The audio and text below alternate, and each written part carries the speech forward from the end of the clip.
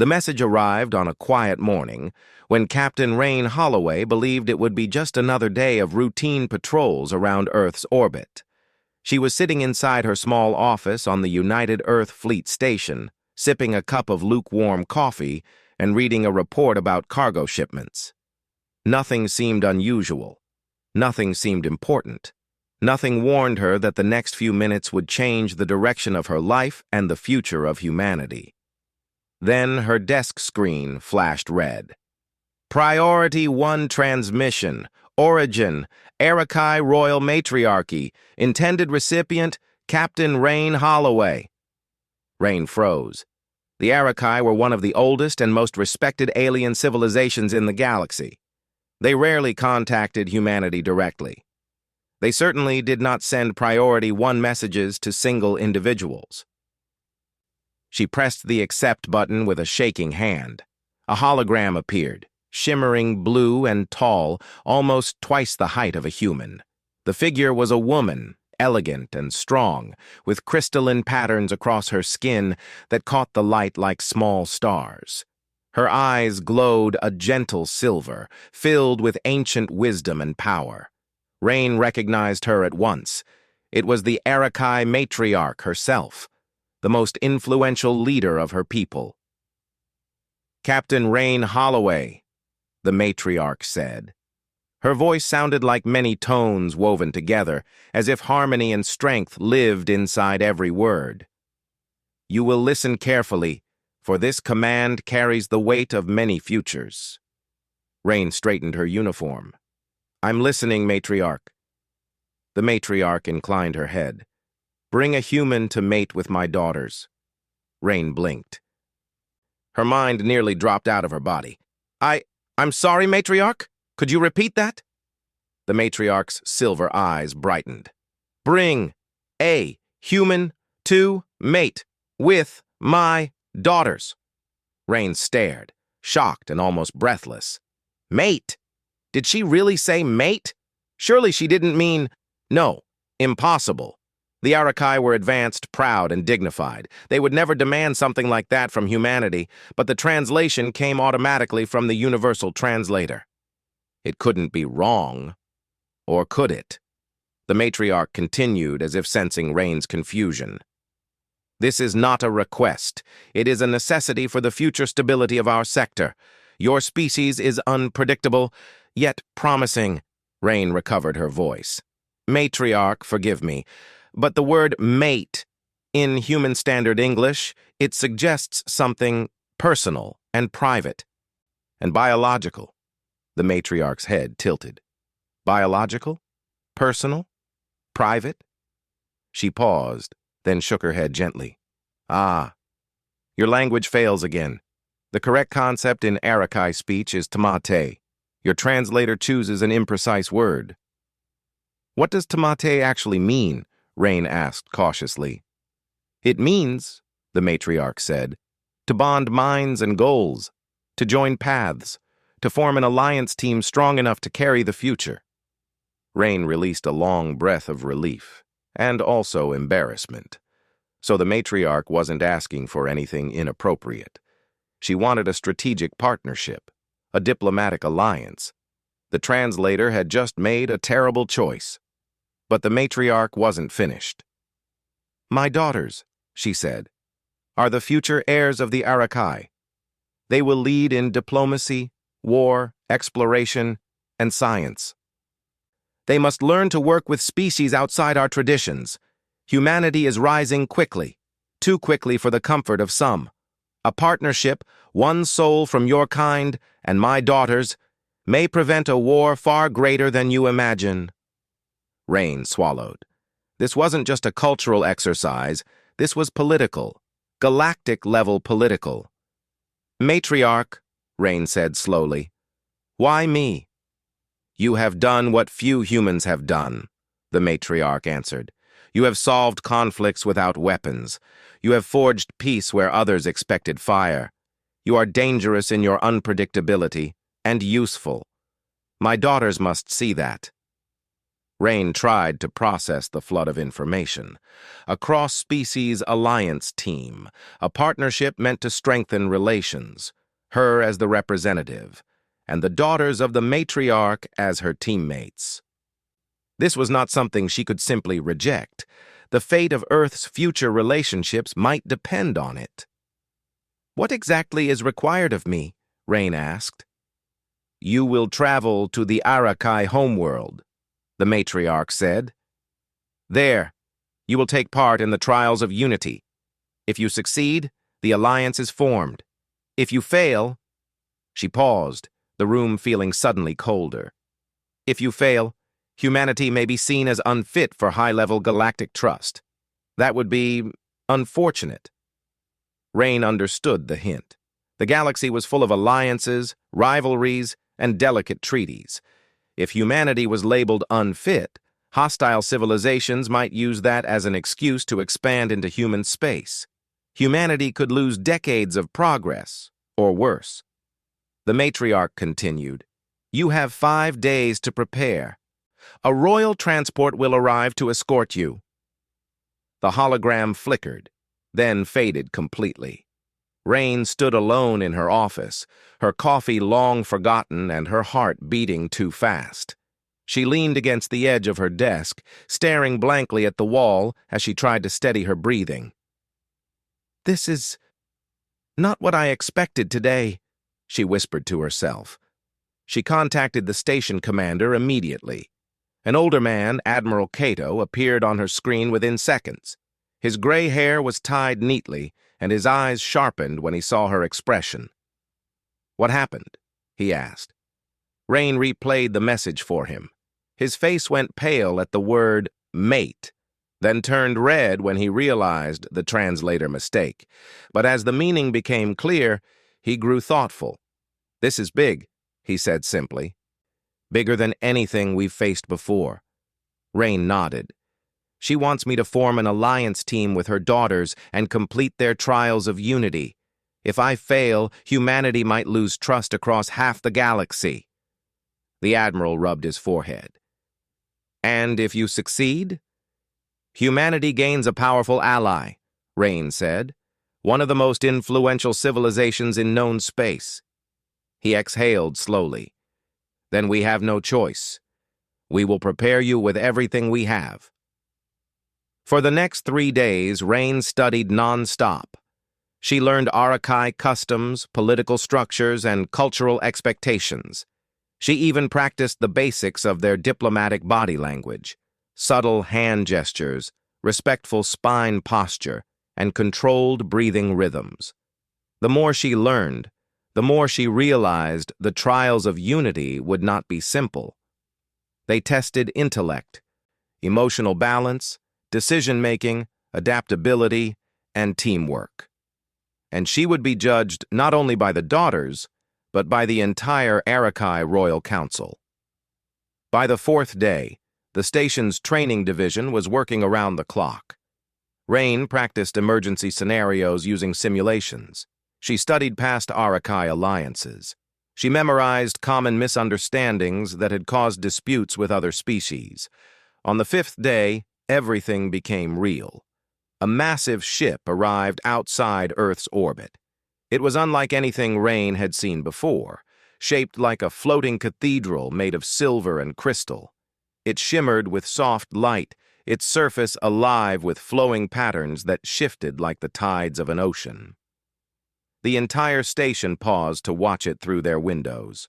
Rain stood in the docking bay, her bag packed, her uniform crisp, her nerves on fire. A ramp extended from the ship. A group of Arakai guards walked out, silent, graceful, and shining like living sculptures. Behind them came an ambassador with deep sapphire skin and calm eyes. "Captain Rain Holloway," the ambassador said, "we welcome you. The matriarch awaits your arrival." Rain stepped forward. Her heart felt heavy with the weight of her mission, but her determination remained steady. "Then let us begin," she said. She walked up the ramp and entered the royal transport. The doors closed behind her with a gentle hum. Earth grew smaller in the window as the ship lifted into space. Rain Holloway was on her way to the Arakai homeworld, on her way to meet the daughters of the matriarch, on her way to face the trials of unity. And deep inside her heart, she knew one thing. This was humanity's chance, and she would not let her species down. The Arakai royal transport flew through deep space with silent grace, moving faster than any human ship Rain Holloway had ever seen.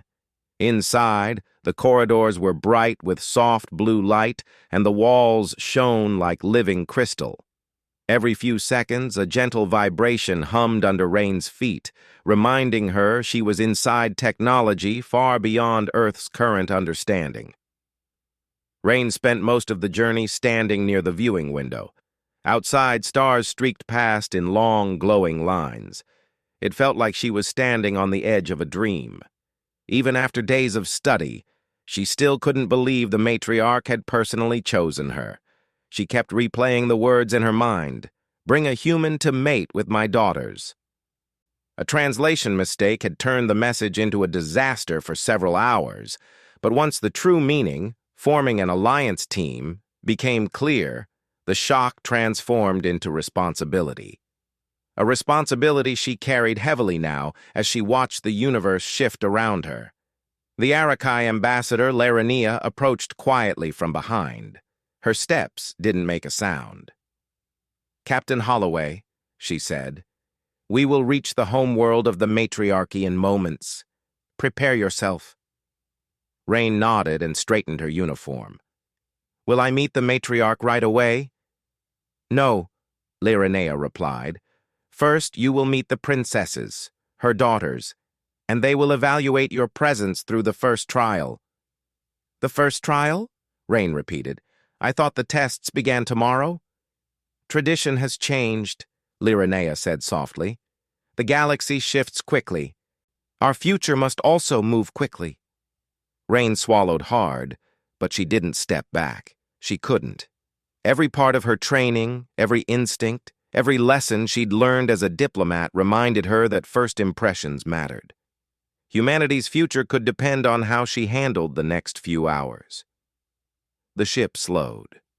Outside the window, a glowing world appeared. An entire planet coated in shimmering lights and crystalline forests. Silver-blue trees stretched across the land like frozen lightning. Mountain ranges rose like glass spikes. Rivers flowed with liquid light. "That's beautiful," Rain whispered. "It is Arakai Prime," Larania said with pride.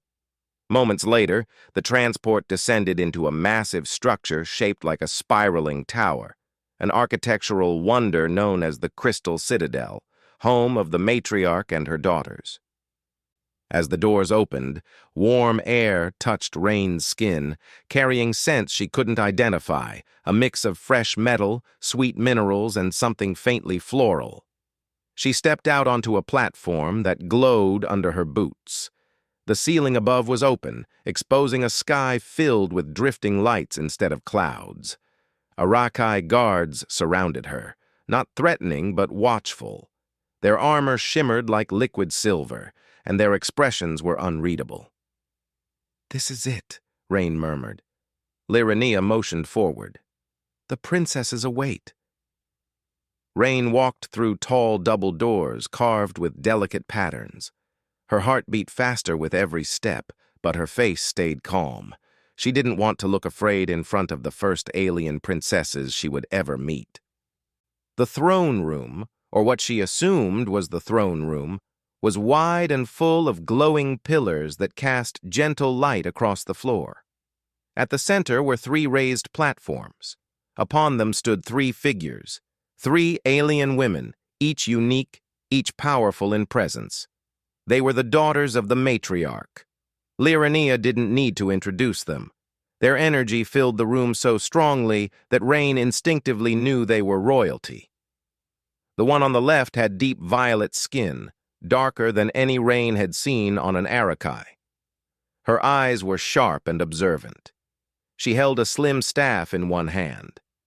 Everything about her posture said strategist.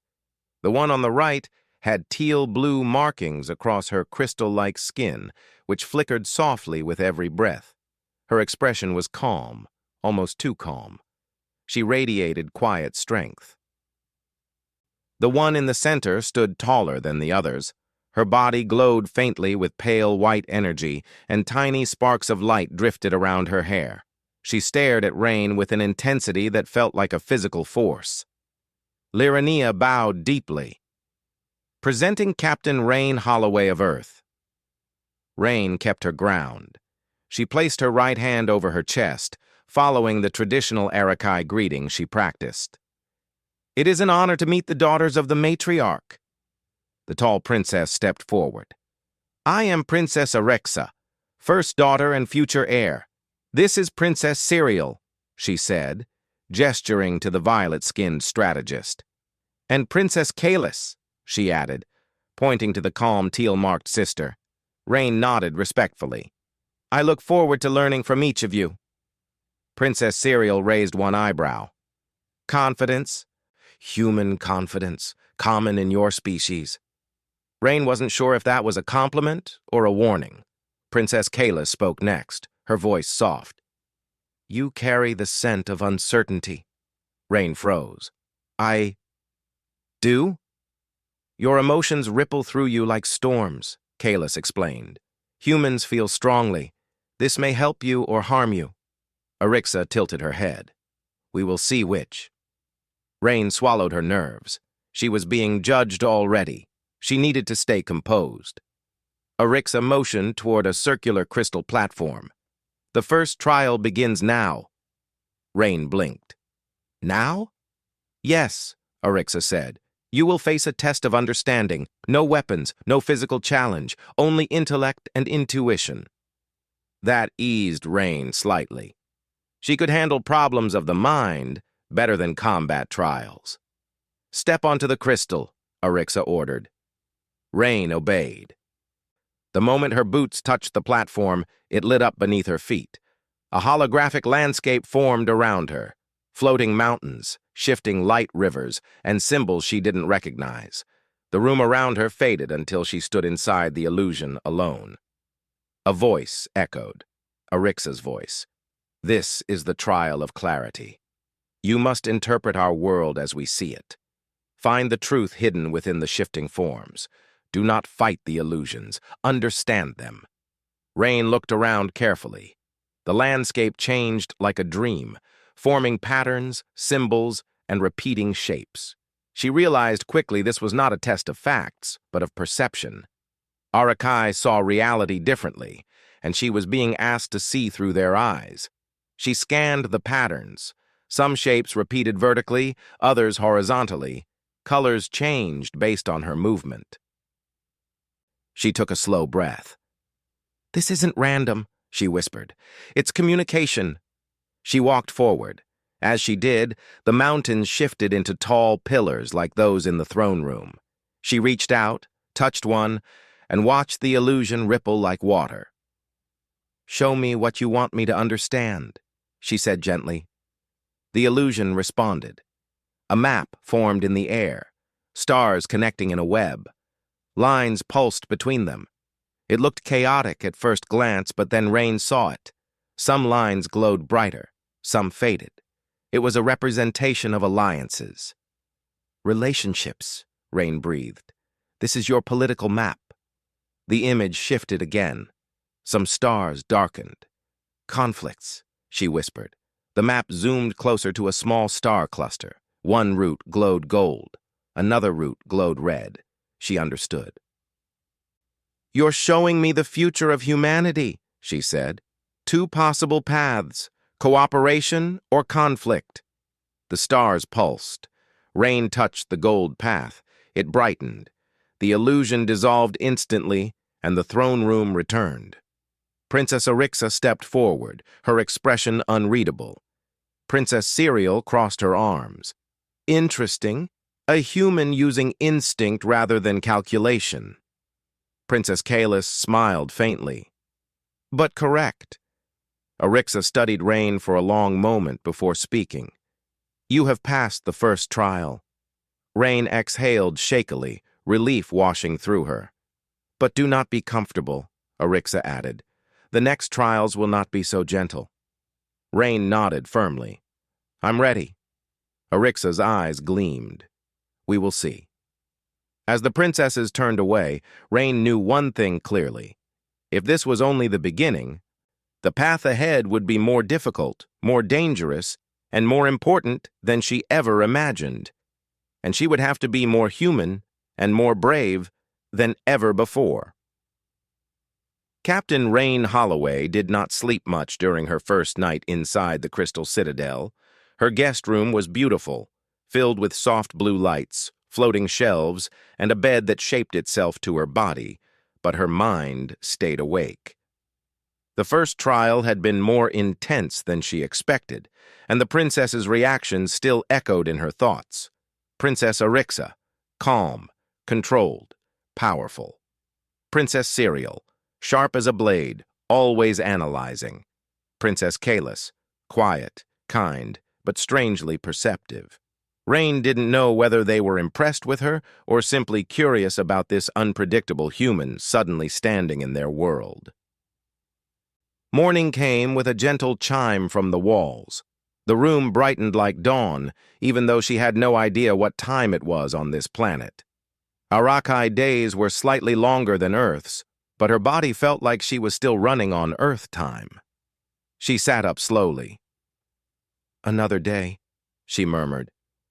"Another trial." When she stepped out into the hallway, Liranea was waiting, calm as always, her sapphire skin glowing faintly under the crystal lamps. "Good morning, Captain Holloway," she said. "Morning," Rain replied. "I assume the princesses are expecting me." "Yes," Liranea answered. "But before that, the matriarch has requested a private conversation." Rain paused. "The matriarch? Personally?" "Yes. She wishes to speak with you before you proceed." Rain's stomach tightened. She hadn't expected to meet the matriarch again so soon.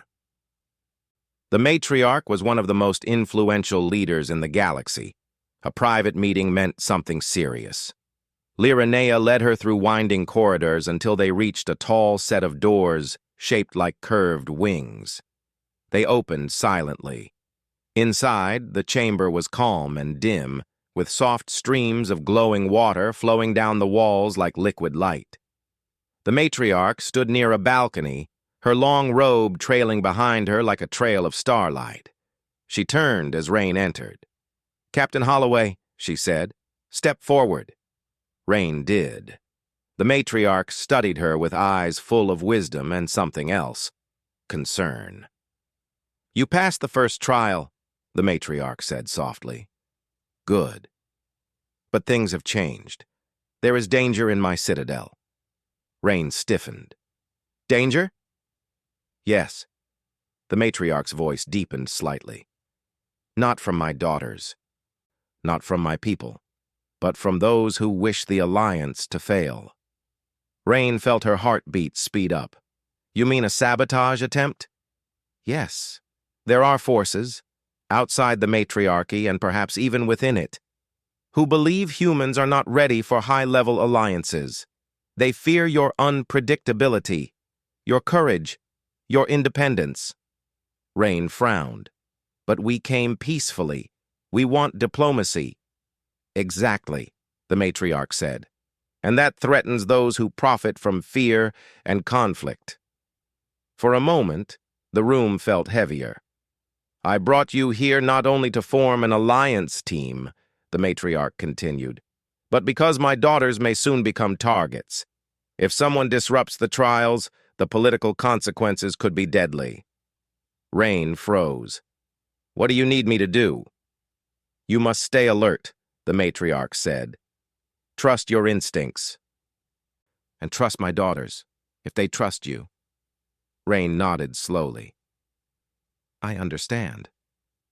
The matriarch placed a hand near her shoulder, not touching her, but close enough for Rain to feel the warmth radiating from her crystalline skin. "Go," the matriarch said gently. "Your next trial awaits." Rain bowed respectfully and left the chamber, her mind racing. Someone was trying to sabotage the Alliance. She now had two missions: survive the trials and uncover the threat. Lyrania led her to a wide training courtyard where the three princesses stood waiting. Tall pillars circled the open space, and the sky above glowed with drifting lights. Princess Siriel noticed her first. "You're late," Siriel said sharply. Rain frowned. "I was speaking with the matriarch." All three princesses exchanged a quick glance. Arixa's eyes tightened slightly. "She summoned you?" Arixa asked. "Yes," Rain answered. "She told me—" "Whatever she told you," Siriel interrupted, "do not repeat it here. Not in an open space."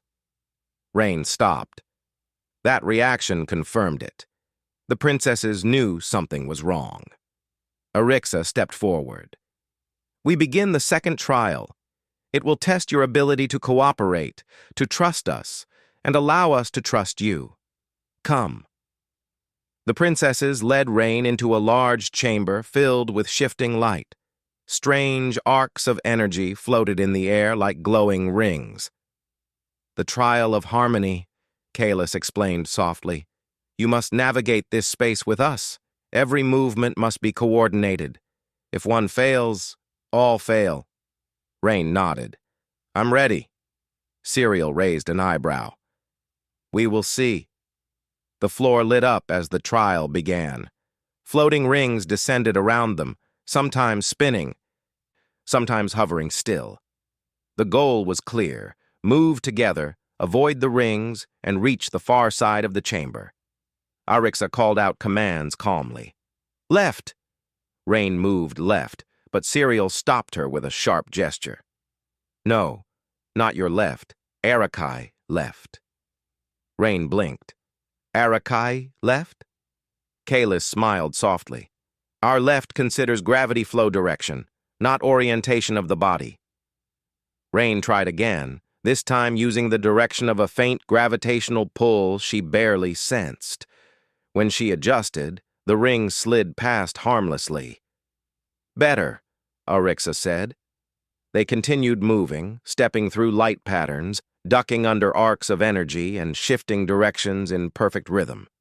Well, almost perfect. Rain struggled at first, but quickly adapted by watching the princess's subtle movements.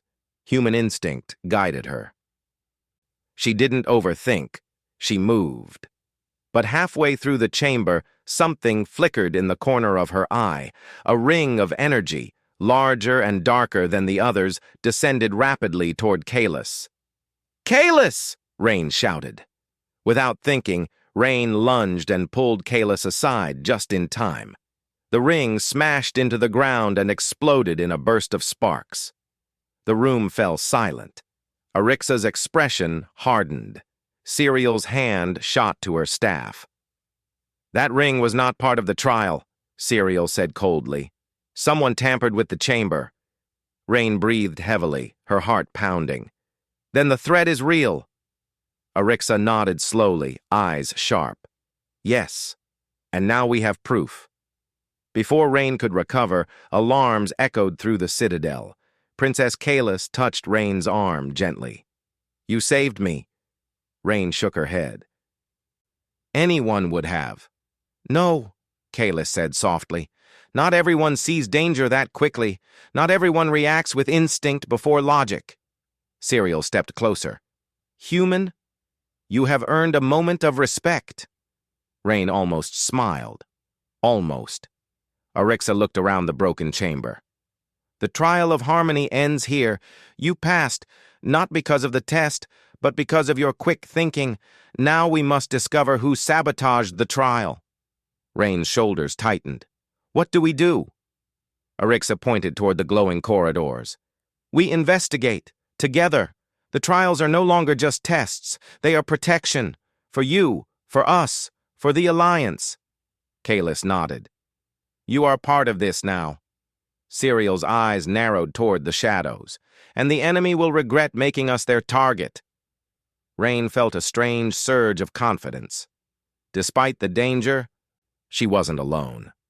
The Alliance team had begun forming through trust, instinct, and shared danger, and now they had a bigger mission: uncover the enemy hiding inside the Crystal Citadel. The alarms continued to echo through the Crystal Citadel, bouncing off the glowing walls like rolling thunder.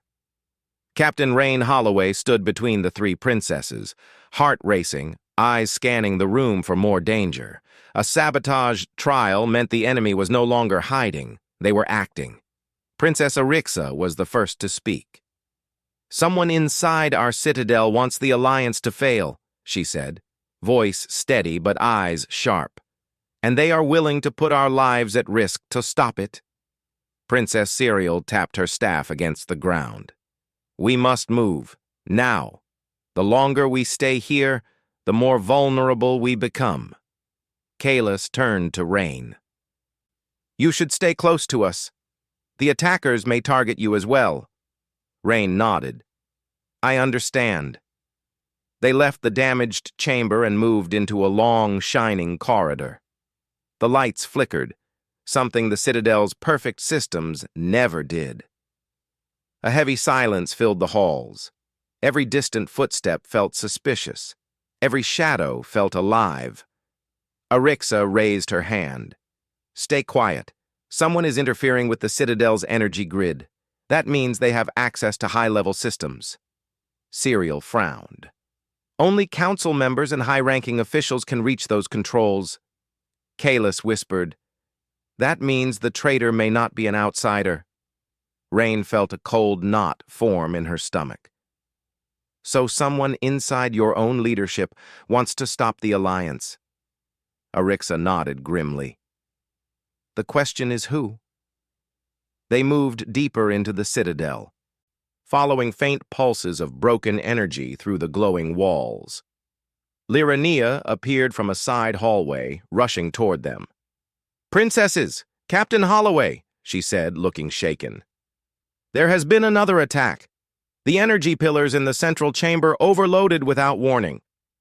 Arixa narrowed her eyes. "Any casualties?" "No," Lyrania said, "but it was clearly intentional." Serial pointed her staff toward the direction of the main council wing. "The traitor is trying to cause chaos, divide us, distract us." Kalis placed a gentle hand on the wall as the lights flickered again. "We must find them before they cause something irreversible." Rain stepped forward. "Then we should go to the source. Where do you keep the central power controls?" Arixa looked at her with surprise. "You think the traitor is there?" Rain nodded. "If someone wants to sabotage the Citadel, that's the heart. It's where all systems connect." Serial's eyes widened slightly. "She's right."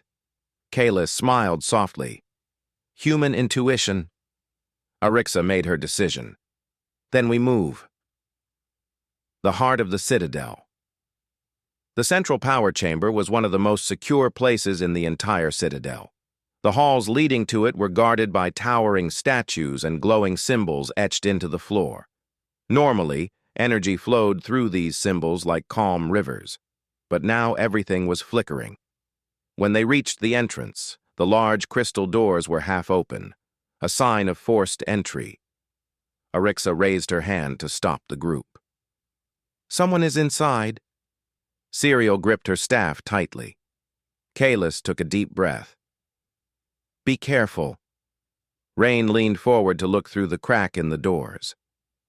She didn't see anyone at first, only the huge chamber filled with floating energy crystals and thick streams of glowing light running between them. Then she heard it. A faint click, a soft whisper, the sound of someone typing on a small device. "We go in together," Arixa whispered. They pushed the doors open silently. Inside the chamber stood a man, Arakai, tall, with dark silver skin and violet eyes. His robe showed the mark of a high council member. His hands moved quickly over a small cube-shaped console, inserting illegal commands into the Citadel's system. "Counselor Vera," Arixa said, voice cold and sharp. "Step away from the controls." The man froze. Slowly, he turned around. His face showed no fear, only frustration and certainty.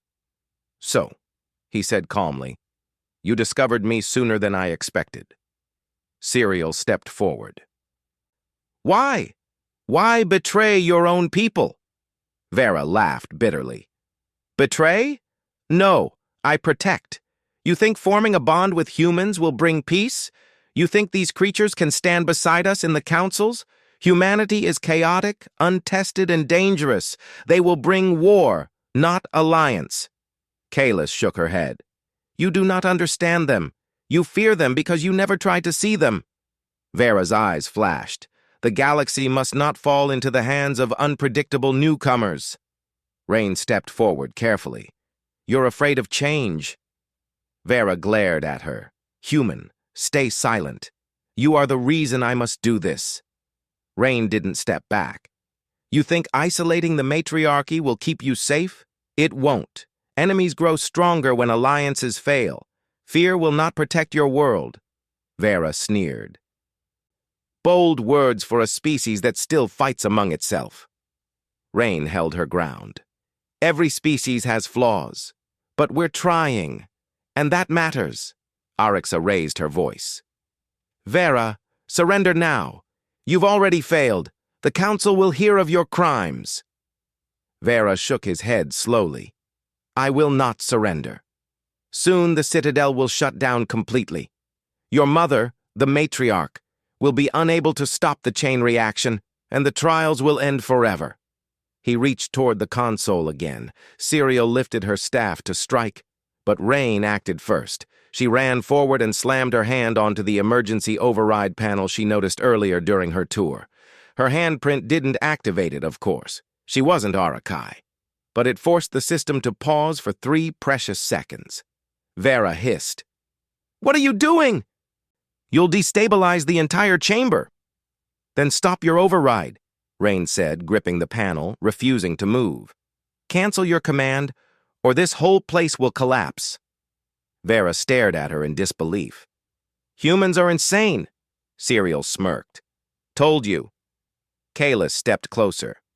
"Vera, look at her. She risks her life for people she met only yesterday. That is not weakness, that is strength." Arixa added, "And that is why Mother chose her." Vera hesitated. His hand trembled. Rain met his eyes. "You wanted proof that humans can be trusted. This is it." Silence filled the chamber. Finally, Vera slammed his fist against his console, not in anger, but in surrender. The glowing red lights stopped flashing. The system stabilized. The hum of energy returned to normal. Arixa signaled her guards, who rushed in and took the counselor into custody. Vera didn't resist. His shoulders slumped as if the weight of his beliefs finally crushed him. "It is over," he said quietly. Arixa looked at Rain. "Thanks to you." Rain stepped back, breathing hard. Her arm shook from the tension. "I just did what felt right." Siriel gave her a rare smile. "Human instinct, useful." Kalis placed a gentle hand near Rain's shoulder. "You showed courage without hesitation. We will not forget that." A new path. Later, in the main council hall, the matriarch stood before her daughters and Rain. She looked at them with pride, sadness, and hope. "Vera will face justice," the matriarch said, "but today we focus on something greater." She stepped closer to Rain, her silver eyes soft. "You protected my daughter. You stopped a greater disaster. You showed unity when our own council could not." Rain bowed her head respectfully. The matriarch raised her voice for the entire hall to hear. "Let it be known, Captain Rain Holloway of Earth has completed the trials of unity. Not through tradition, but through action, bravery, and truth." The hall glowed brighter. Arixa, Siriel, and Kalis stood beside Rain, each placing a hand over their chest in the traditional sign of alliance. "This," the matriarch declared, "marks the beginning of a new future. A bond not of blood, but of purpose. Humanity and the Arakai shall walk forward together." Rain felt a swell of emotion in her chest. She wasn't just a visitor anymore. She was part of something greater, a symbol of hope between two worlds. Arixa looked at her with respect. "Welcome to the Alliance, Rain." Serial smirked. "Try not to cause too much chaos." Kalis smiled warmly. "We walk together now?" Rain smiled back. Together. And for the first time since arriving on this distant world, she truly believed it.